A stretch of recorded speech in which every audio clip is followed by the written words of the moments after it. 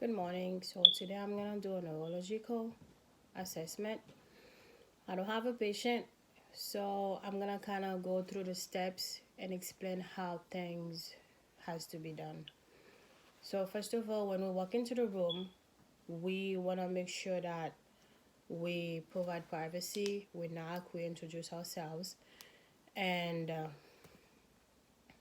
we perform hand hygiene. Then we start talking to the patient. And we want to make sure that we check for the patient to be alert and oriented to time and situation. So after we do that, we want to make sure that we check that's the right patient and everything, by asking for the date of birth, and the name of the patient. So we're gonna start with checking for cranial nerve number one, which is olfactory. That's the patient's ability to smell. We're gonna ask the patient to smell something with both noses, so the patient will identify the smell. Second, cranial number two, which is optic. The patient pupils have to be equal, round, and reacted to light and accommodation. We check for nerve number three, which is oculomotor. We have to make sure that the patient is able to the patient's eyes are able to move to the six positions of gaze. So cranial number four, which is trochlear. It's kind of the same thing as number three. We ask the patient, we check for the patient's eyes ability to follow directions, and we can ask the patient to cover one eye, then follow your fingers. And next, that's cranial nerve number five, which is trigeminal. We ask the patient to clench their teeth so we can palpate both masseter and temporal muscles, and we also check for symmetry.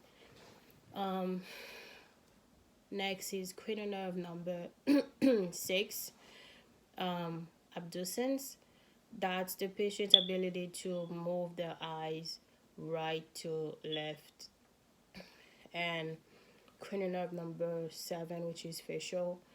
We ask the patient to smile, frown, puff out their cheeks, and we also check for symmetry.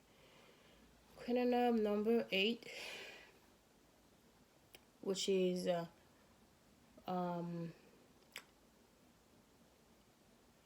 vestibulocochlear. That's the ability of the patient to like maintain balance. We can ask the patient to walk a short distance from you or to the bed or something like that, just to make sure that they're not losing their gait. And also we check for the patient's ability to hear clearly. Like we can whisper something to one ear, then to the next one, and the patient has to be able to repeat whatever you said to them. And cranial nerve number nine, which is glossopharyngeal. We check for the patient's ability to identify taste. We just have them taste something and they say what it is. And also we can check for the gag reflex, and we check for the symmetry of the uvula, and then we move on to cranial nerve 10, which is vagus. That's kind of the same thing as number 9, as cranial nerve 9. And then we also check for the patient's ability to, for the patient's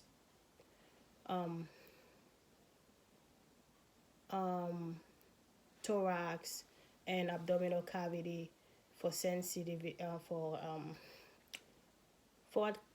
if the activity there is normal, I can say. Then we move on to spinal accessory. then that's where we ask the patient to shrunk their shoulder. We can have them move their chin against resistance also. Then we move on to hypoglossal, which is cranial nerve 12. That's when we ask the patient to stick out the tongue, then we have them move it side to side. So that's all for the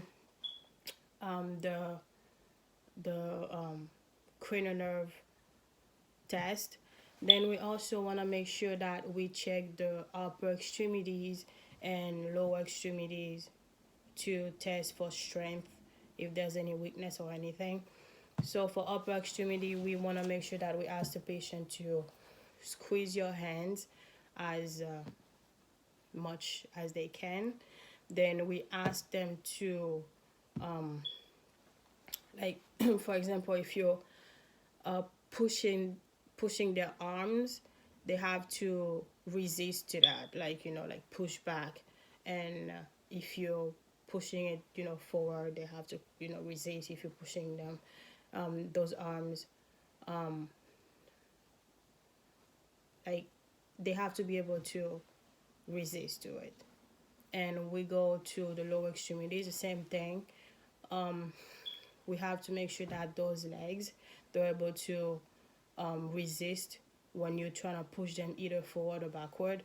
And with the feet also, they have to be able to push it either against your hands, downward or upward, and vice versa. We have to make sure that both extremities are checked for the strength of the patient, and you have to make sure that you compare one side to the other. And as we're doing that, we also have to check for their skin, how everything is looking. So that's all I have for the neurological assessment, and thank you. I'll see you next week.